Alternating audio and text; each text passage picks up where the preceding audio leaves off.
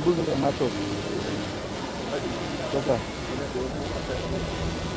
you.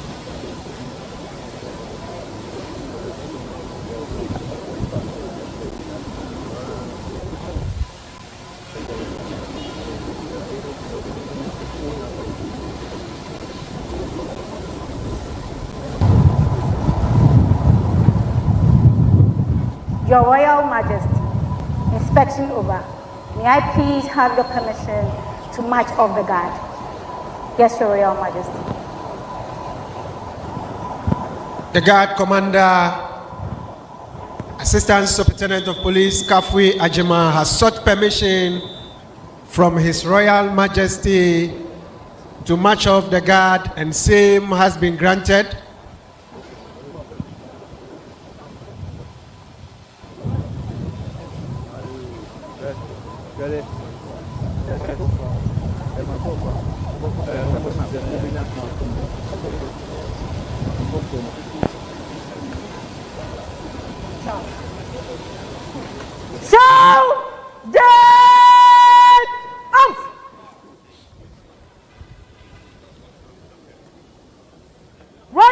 Shall we please be upstanding to take the royal salute?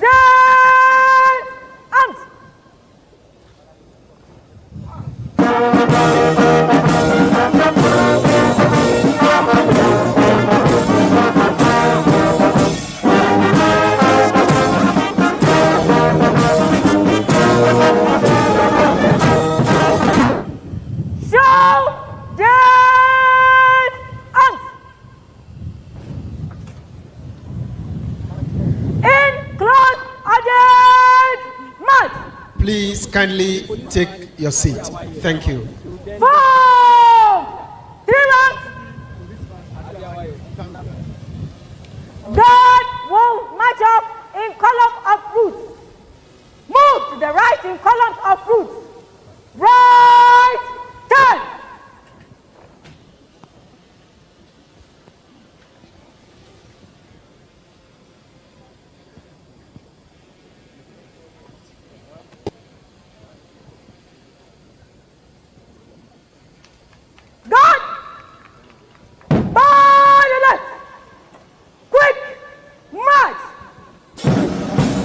That is the guard commander, Assistant Superintendent of Police Kafui Ajiman, marching off the guard, signifying that the appropriate compliment has been paid to His Royal Majesty Otumfuo Osei Tutu II, the Asantehene.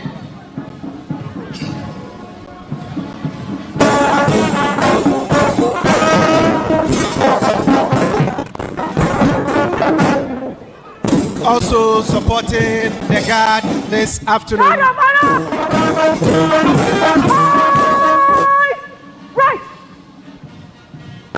is the police band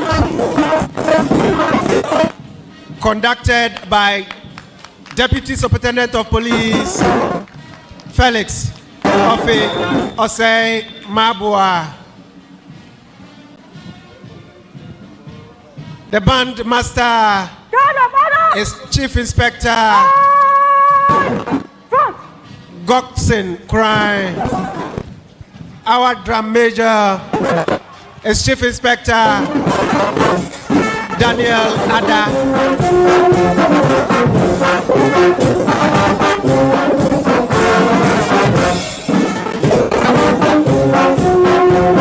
Indeed, historic. That is an all-female guard of honor. All-female guard of honor.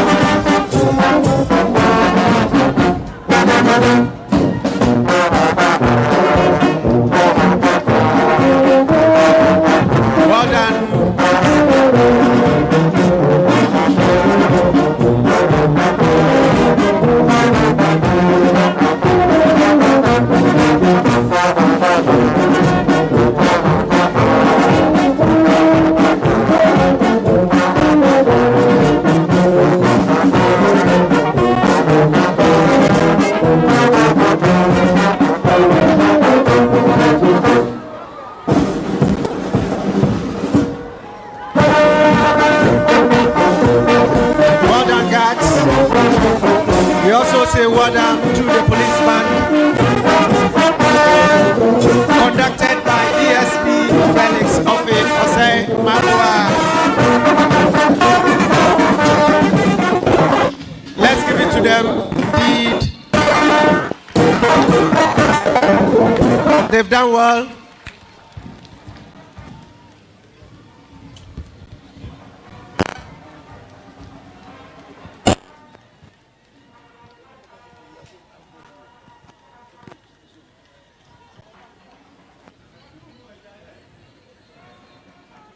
At this point, we will take the next item on the program, which is the welcome remarks, and that will be given by the Inspector General. Nana Satihini, Otikokos, Yama Wakwaba. That is the literature I can speak. Yama Wakwaba. Your Royal Majesty, Otumfuo Osei Tutu II,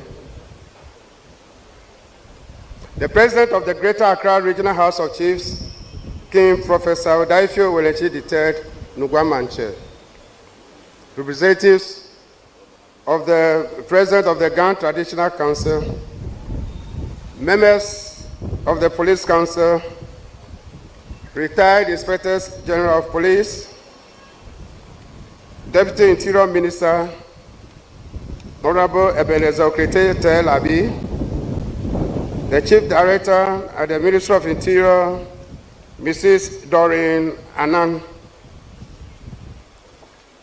Director of Operations at the Presidency, COP Mr. Kofi Boachi retired, the Technical Advisor to the Minister of Interior, Mrs. Mamiya Adodankwa,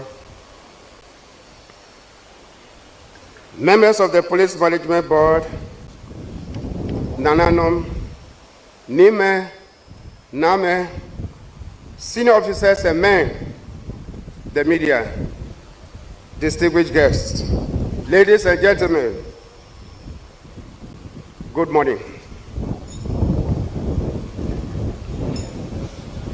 It is with profound honor, humility, and great national pride that we welcome His Majesty, the Asantehene, and his entourage to the Ghana Police Headquarters today.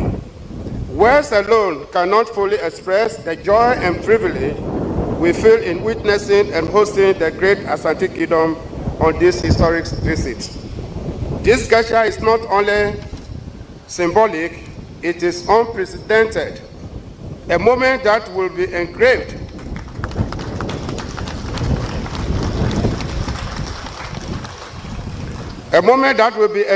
permanently in the institutional memory of the Ghana Police Service and indeed in the annals of our nation's security architecture.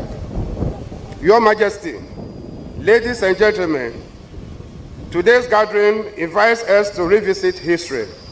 Long before the advent of modern European-style policing, African societies, particularly the Asante Kingdom, had well-established systems of law, order, and justice. The Ahifie policing system, administered through the Ashanti courts, was one of the earliest forms of organized policing in this land. These traditional mechanisms ensure social order, dispute resolution, and community safety through customs deeply understood and respected by the people. With the introduction of colonial policing, these indigenous systems were not erased, but rather blended into emerging state structures. The fusion of traditional authority with modern policing concepts helped shape the policing we know in Ghana today. Your Majesty, Nime, Name, ladies and gentlemen, as the revered occupant of the Golden Stool, you have not only preserved these values, but also modernized and strengthened them. Your consistent support for the Ghana Police Service, especially in the Ashanti region, has been both fatherly and exemplary. I recall that you have hosted several Inspectors General of Police and police leadership over the years, offering counsel, guidance, and encouragement with doors always open to us.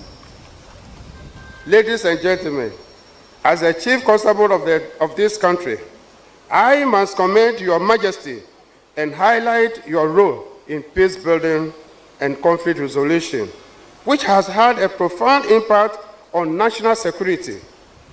Mentioning your exceptional mediation skills, which have restored peace in numerous conflicts across our nation, compels me to describe you as the King Solomon of our time.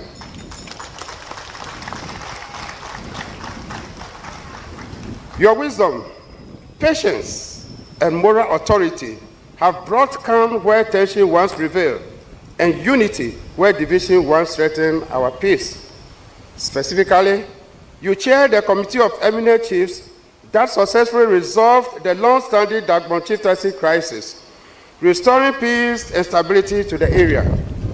Your mediation efforts in Yendi, and more recently in the protracted Boku conflict, to mention a few, have yielded practical recommendations that continue to guide security operations.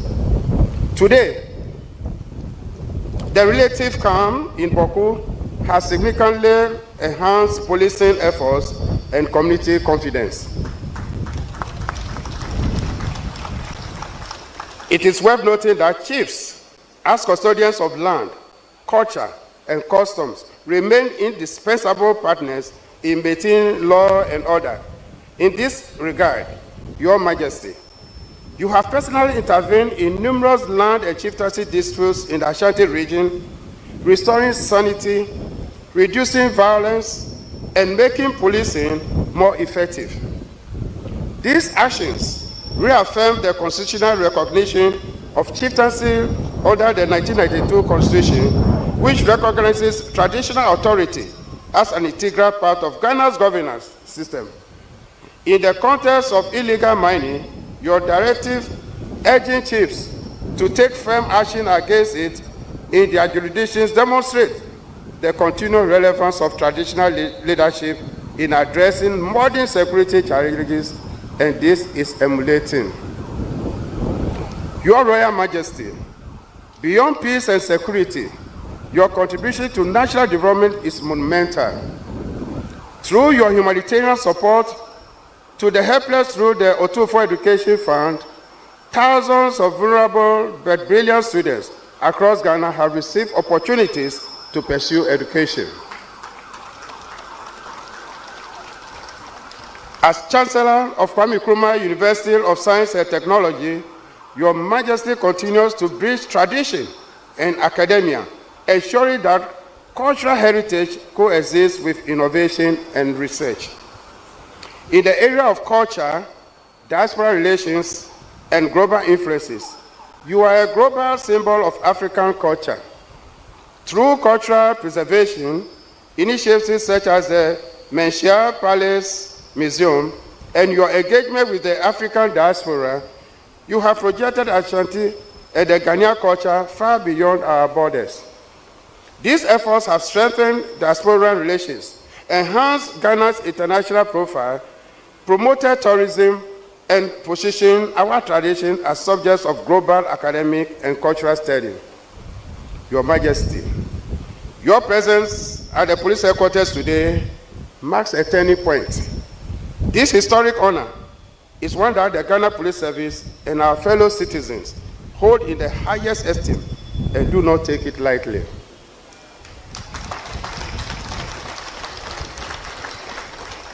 The Ghana Police Service recognizes that over time, we have relied excessively on imported European policing systems.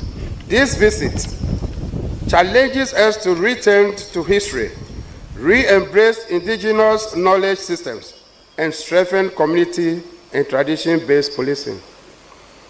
Let me say that your visit today will deepen cooperation between the Ghana Police Service and the traditional authorities across the country, not only within the Ashanti Kingdom, but nationwide.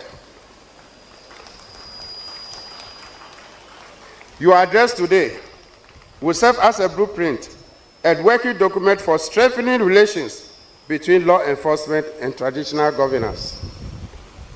Moving forward, the police service will study and integrate traditional culture, customs, and local governance systems into our training, orientation, and reorientation programs. This will help the average police officer better understand the socio-cultural dynamics of the communities we serve and police more effectively with empathy, respect, and legitimacy. Your Majesty, your visit is a great honor to every man and woman in the Ghana Police Service. It will leave a lasting legacy, not only in brick and mortar, but in mindset, policy, and practice. We reaffirm our commitment to upholding state laws while respecting customary laws, and to build a security system that reflects the history, culture, and aspirations of Ghanaian people. May this historic visit mark the beginning of a deeper, enduring partnership between the Ghana Police Service and the Transitional Authority for Peace, Development, and National Unity. Once again, we thank you, Your Majesty, for this royal visit and the honor done us. God bless the Ashanti Kingdom. God bless our traditional authorities. God bless the Ghana Police Service. And God bless our beloved country, Ghana. Thank you very much.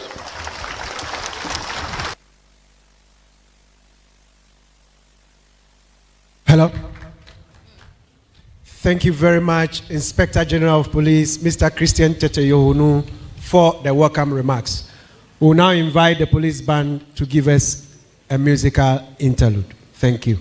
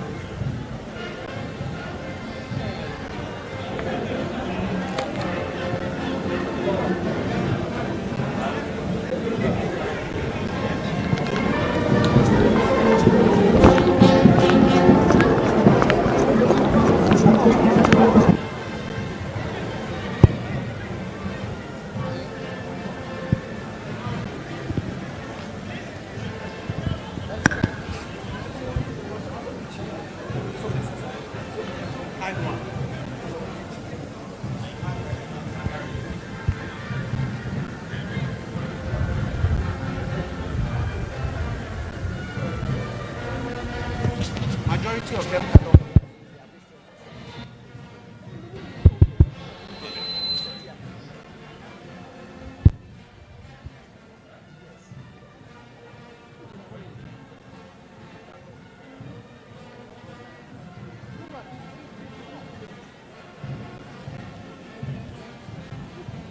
What do you want? You want a microphone? Okay.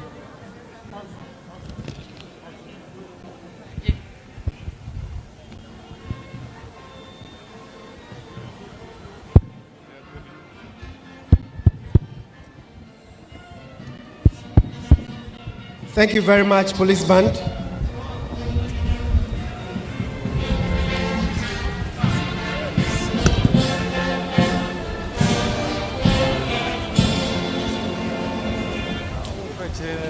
With all humility, may I invite His Royal Majesty Otumfuo Osei Tutu II, the Asantehene, to give his address. A round of applause, please.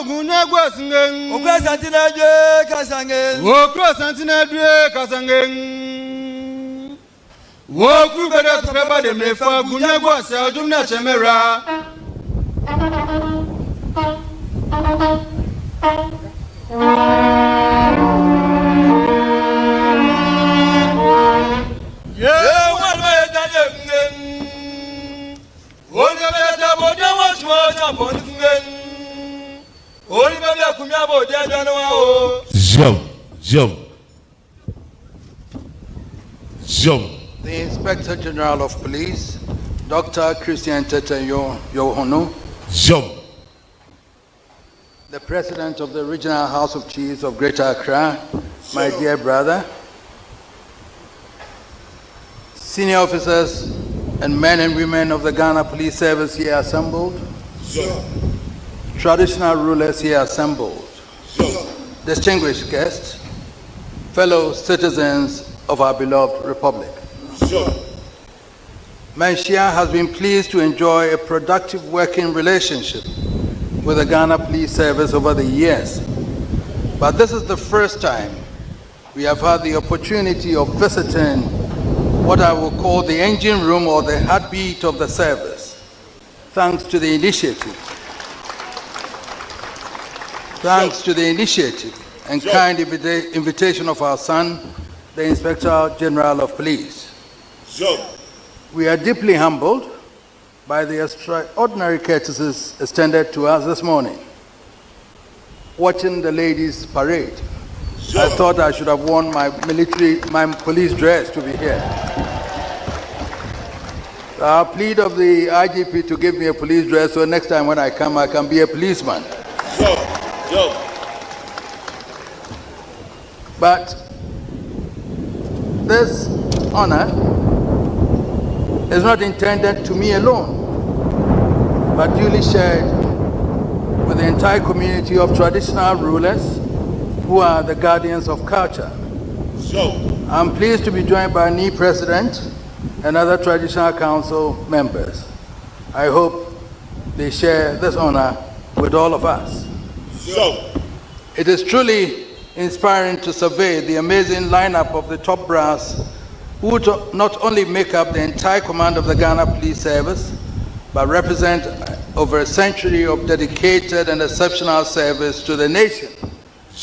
And whilst I was walking in, I saw former IGPs that I've dealt with, and I'm glad that they are here today. Interestingly, as far back as getting to 27 years, my first police ADC, I saw him now, husband rating, he's now Nana from Bonketia. He was my first ADC who was looking after me. 26 years ago. I don't know what rank he has now, but he was my ADC at Majesty at that time. This is not a routine or a mere ceremonial visit. It is intended to be a landmark event, marking a moment in history where two ancient responsibilities meet to begin a momentous conversation. The guardianship of values and the enforcement of law. One institution draws its authority from ancestral memory. The other draws its mandate from the Constitution.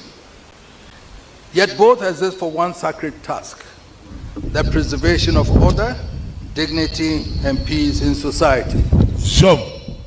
Before we proceed upon the historic journey, let me, in the spirit of the new year, convey a message of glad tidings to the gallant men and women who make up the Ghana Police Service. We come with abiding gratitude to each member of the service, from the lowest constable to the top leadership gathered here today, for your selfless sacrifices to keep us safe over the years. And we bring you hope for progress and prosperity in the years to come. The Ghana Police Service is one of the institutional legacies bequeathed to us by our former colonial rulers. From the first Ghanaian who took over the mantle of leadership from the departing colonial commander, the highly distinguished Erasmus Ransford Tewia Majesty, to the energetic leadership assembled here today. The police service has gone through many challenging epochs.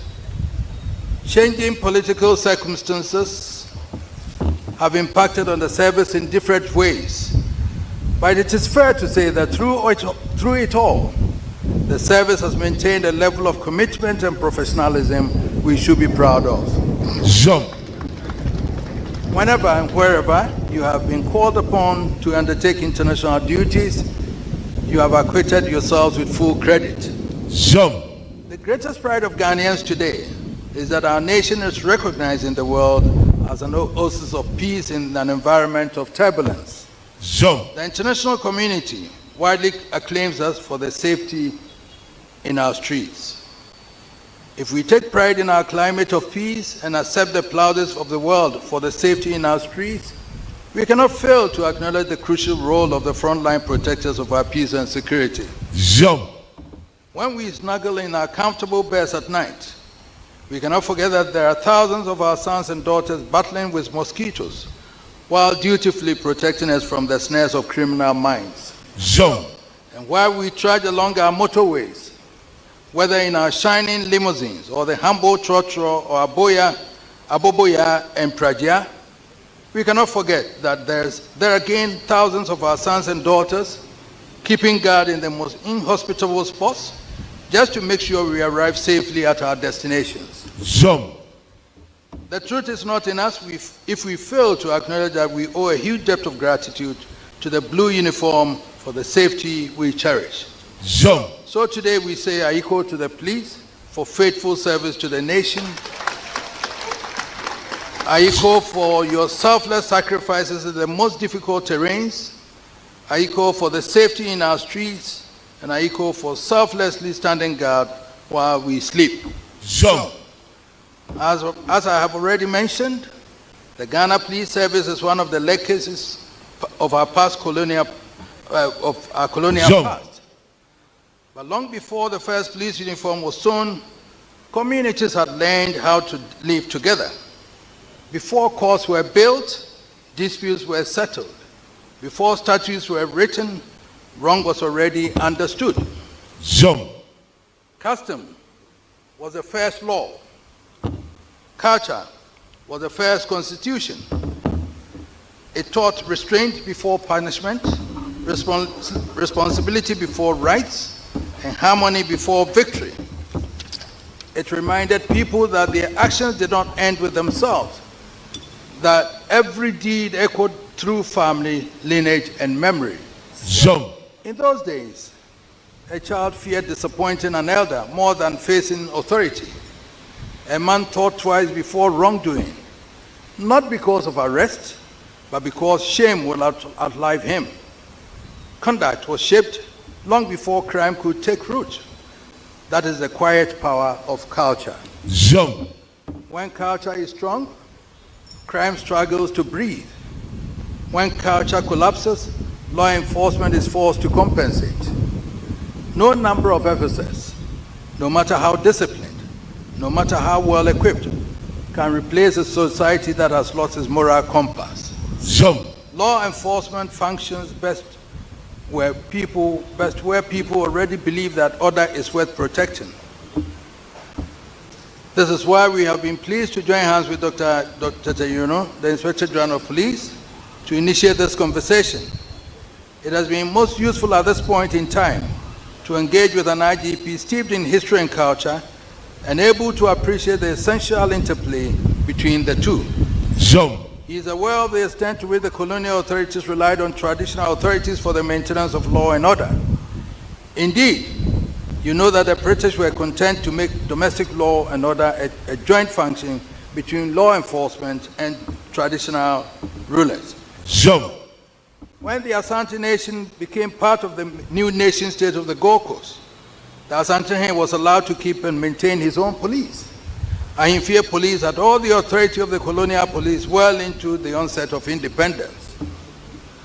Along the original Gold Coast colony, one of the most eminent chiefs was Nene Azuma Tekole, the corner of Menyakrobo, who in his life played a key role in the preservation of law and order.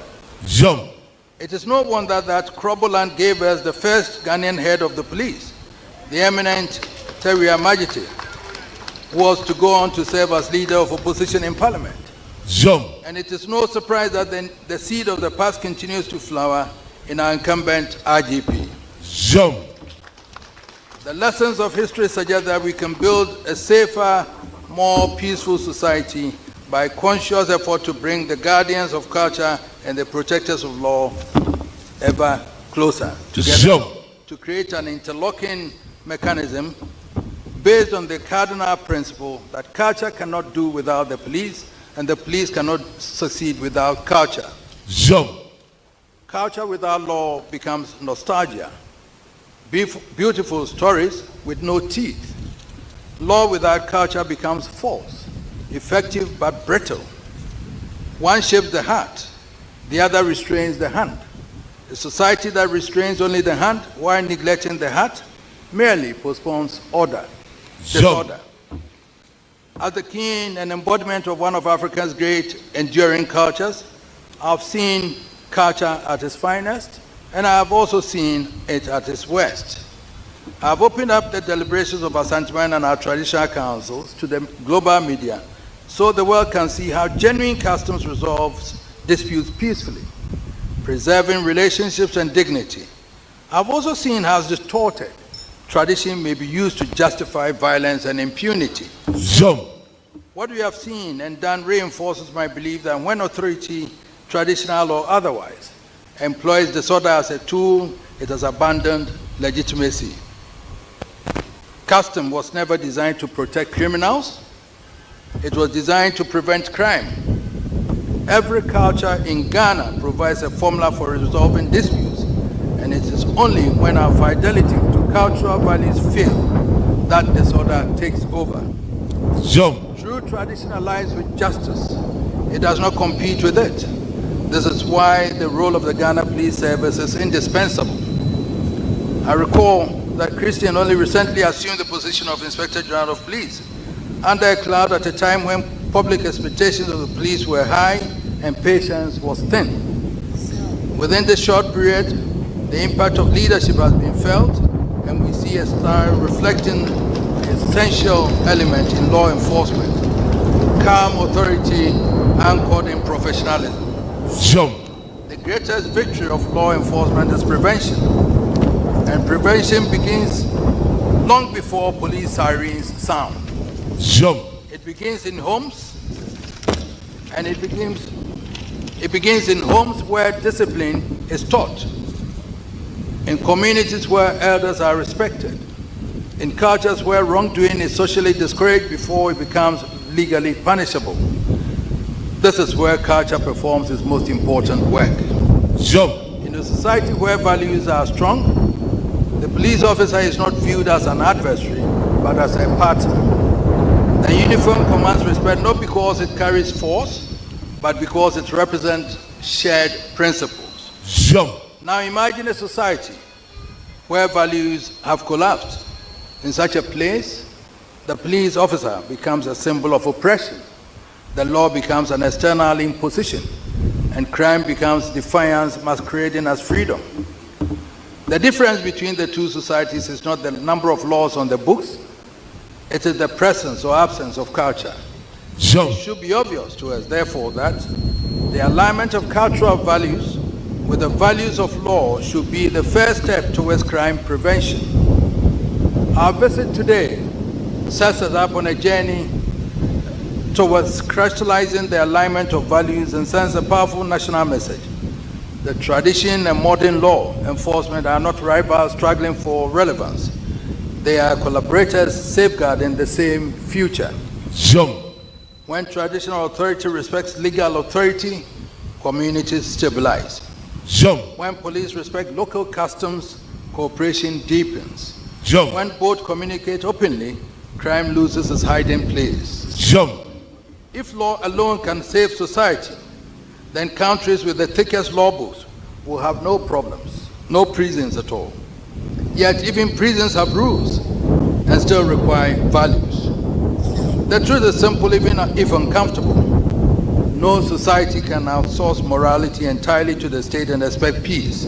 Together, we must raise citizens, not just enforce laws. Therefore, I have come to join you to call together for deeper institutionalized collaboration between traditional authorities and the Ghana Police Service. Let chiefs serve as allies in community policing. Let officers be trained to understand the customs of the people they protect. Let dialogue precede deployment and mediation precede confrontation. This is not softness, it is intelligence. The future of public order lies not in louder sirens, but in stronger values, supported by competent, disciplined law enforcement. We hope the conversation we begin today will culminate in some institutional arrangement which should guarantee effective and respectful collaboration. You will no doubt be aware that among the guardians of traditions, we are fortunate to have eminent men like my own brother Togbe Sri, the Omefia of Alo, who before his entombment was one of the highest ranking of police officers, and he even served in Ashanti. You can have every assurance about the presence of a vast community of guardians of culture, ready to connect with you for a new era in nation building. We have conveyed our message of hope and progress to the Ghana Police Service. We have assured you of our gratitude for your faithful service and selfless sacrifices for our protection and safety. But we cannot conclude without acknowledging persistent public disquiet about lapses that undermine discipline and engender mistrust. We have to admit, however, attractive the arguments may be, there's going to be more than a mountain to climb if we ignore public concerns about police values. I have always believed that the discipline and the values instilled during training by the police and military shapes one for a lifetime. No one who goes through the training is ever in doubt about what the uniform represents and the values they profess to uphold when they bear the coat of arms. So it is puzzling, to say the least, when Ghanaians see men in uniform act publicly in a manner which evidently compromises the integrity of the service. They provide an escape route to doubters who will argue that if the men of the disciplined service cannot maintain their values, how can they expect civil society to be able to do so? As we embark on this journey together, we will urge you, IGP, and your devoted colleagues to seriously tackle issues affecting police integrity and public trust. It may well be necessary to reinforce or upskill the values you include in your men, so they are left in no doubt. Whatever they do which compromises the integrity of the police also dishonor the uniform and the coat of arms they bear. I also hope that you work towards making the service politically neutral. There will always be one government responsible for the state of Ghana, and as the police service of the state, you are sworn to be unalloyed in your loyalty to the government. But there must be a line drawn between the government and a political party, and I